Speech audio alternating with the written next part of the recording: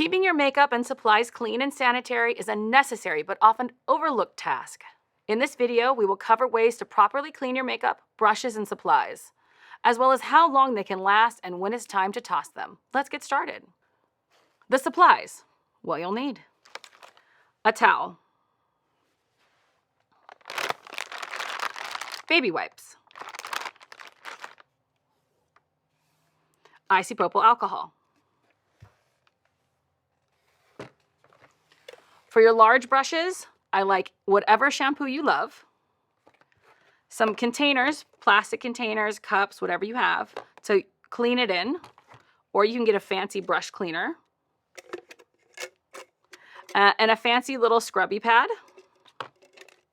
For small brushes, this is my favorite brush cleaner of all time, along with this fun little brush cleaning bottle, and a cup with hot water. And if you like it, this is a brush cleaning kit. Let's talk about expiration dates. Your makeup doesn't last forever, even though we want it to. The period after opening, also known as the POA, is a symbol that is printed on all makeup, or at least it should be. Any open jar with a number and an M is the symbol. So you'll see 12 and then an M next to it. This will indicate how many months you have between the day that you open the makeup and the day it expires. This is the makeup's shelf life. More information can be found online about recommended lifespans for makeup and face products, but please, just use your judgment. I've found mold on my makeup. Please don't find it on yours. How to clean your makeup. So I love baby wipes, and you have to have alcohol. This is gonna kill all the germs on your makeup. So for a powder makeup, anything you put on it is not gonna affect it. This is all just gonna dry. So what we wanna do is clean the surface first. So I grab my baby wipes. I'm gonna wipe down all the edges and wipe across the top of anything that I need to. Getting off any loose powder. Then I'm gonna spray it with my alcohol and then let it dry. And it's nice and clean, no bugs, no grossness, and you can keep reusing. And this is a great way if multiple people have to share the same makeup, you always wanna clean it in between. So clean and then let it dry and let somebody else use it.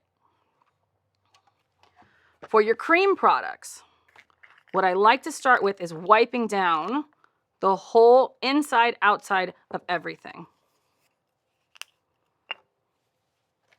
Then I'm gonna spray it, all the parts, and I'm gonna wipe it down again. Generally, I take a little bit off the top. And then last, spray it one last time and set it out to dry. Let's clean our small brushes. Now, I clean small brushes and large brushes very differently. Brush cleaners are really expensive, and a lot of our big brushes are just gonna soak it up and it just stays in there and gets kind of musty. So I never use brush cleaner on my large brushes. Personal opinion. What I love it for is my small brushes. And I love these little jars. They're made for paint brushes, but they work on our brushes. And they have a lovely little grate in the bottom. So what you're gonna do is take your brush cleaner, and this is my favorite brush cleaner because it's super expensive, but I love it because it works really well. And once it's cleaned off, you can immediately use your brush again. Some brush cleaners, you have to let everything dry before you can use the brush again. So you're gonna take your little jar. You can also use a cup. You just put a little bit in the bottom. I'm gonna take a baby wipe.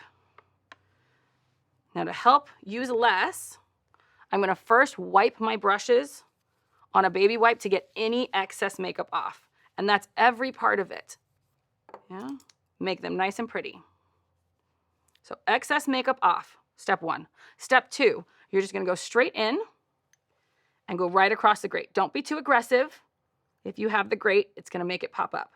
Right across, and it should start running clear. The brush cleaner will get cloudy, but the makeup will come out of your brush. Then I check it on a baby wipe. If you're clear, you're good to go. If you're not, just repeat until it's clear.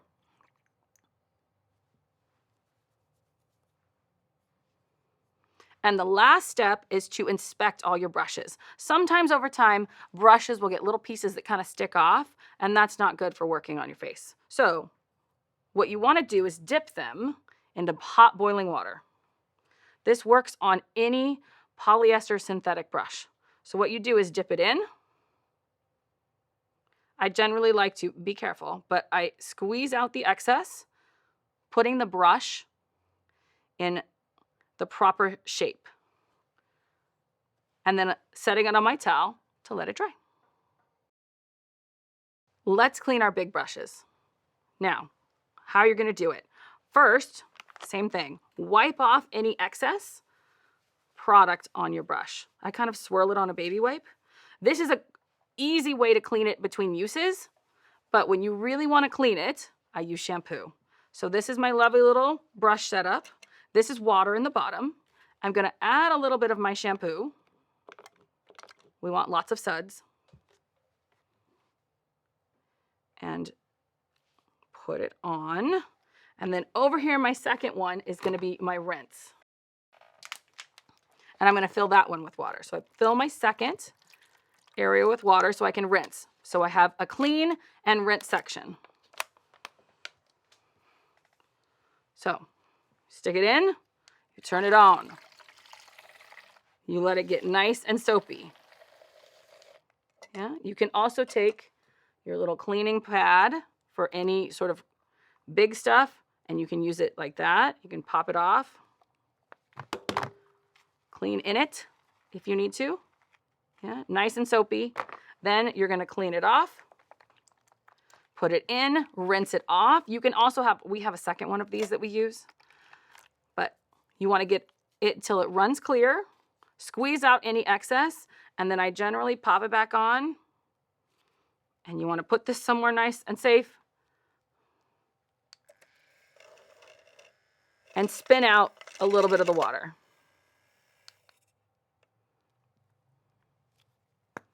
Pop it off, shape it back up, and put it on your towel to dry.